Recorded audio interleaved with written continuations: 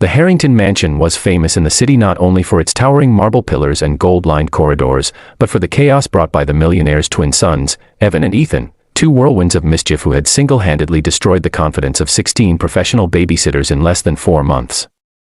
Mr. Alexander Harrington, a man known for ruthlessly conquering business empires, found himself defeated every evening by 2 7-year-olds who could turn a simple bedtime routine into a full-fledged hostage situation. They were brilliant, sharp-tongued, fearless, and angry at a world that had taken their mother too soon and at a father who drowned himself in work instead of mending their hearts. Babysitter after babysitter fled the mansion in tears, shoes missing, hair ruined, faces splattered with ketchup, syrup, or whatever the boys weaponized as protest that day.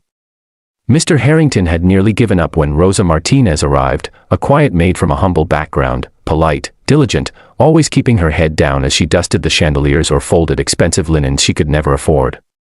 She had a daughter, Mia, a girl no older than the twins, kind-eyed and soft-spoken, who sometimes waited for her mother in the service hall after school. Mia was everything the twins were not: gentle, patient, and deeply empathetic.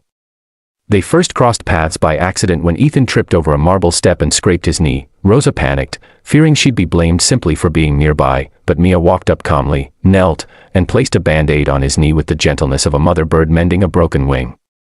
Ethan stared at her, stunned, not because of the band-aid, but because someone his age touched him without fear.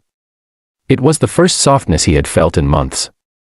The boys didn't know it yet, but that small band-aid was about to change their entire world. Later that week, the boys' chaos reached a breaking point when their newest babysitter ran screaming from the mansion after the twins locked her in a closet filled with automated vacuum robots they had hacked to chase her like an army of tiny metal soldiers. Mr. Harrington held his head in his hands, feeling completely defeated. He needed to attend a crucial investors' dinner within an hour, but there was no sitter left in the city willing to step foot into the Harrington estate. He paced the living room, tie loosened, hair disheveled, something rare for a man so composed. Rosa quietly approached with trembling hands, offering to cancel her shift so he could attend his meeting. But Mia, standing behind her mother, looked at the stressed millionaire, then at the twins who were sulking on the stairs, and said softly, "I can watch them for a little while, if it's okay." Rosa nearly gasped, "Mia. Babysitting millionaire terrors? Impossible." But Mr. Harrington, desperate and out of options, knelt to Mia's level and asked, "Are you sure, sweetheart?"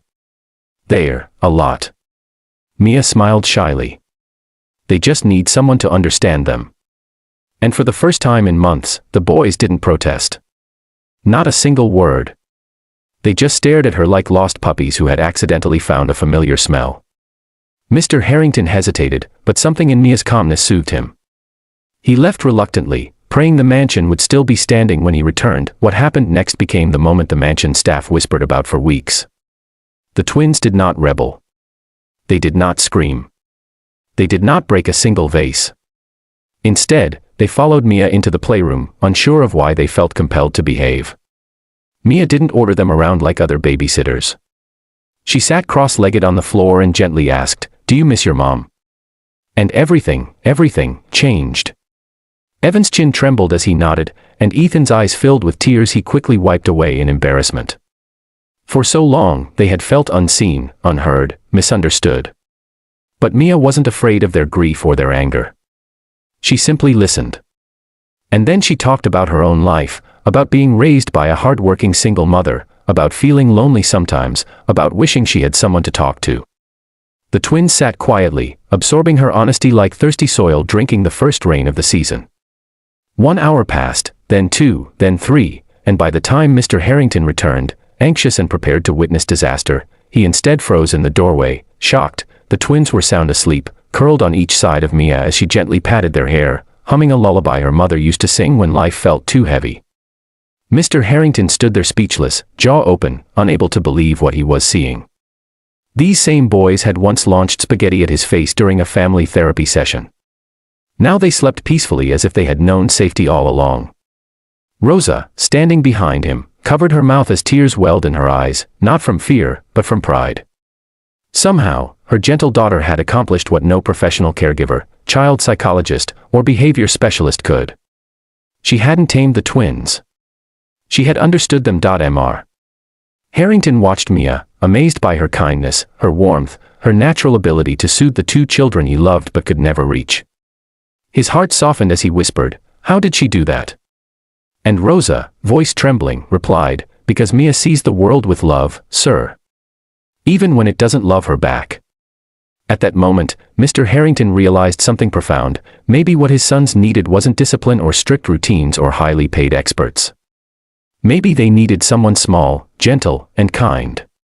Someone like Mia. Someone who knew pain but still chose compassion. Someone who could heal wounds money could never touch. And little did he know, Mia's presence wouldn't just change the twins. It would change him, and his entire world. If you're enjoying this emotional story, make sure to like the video, subscribe to the channel, and turn on the notification bell so you never miss the next chapter.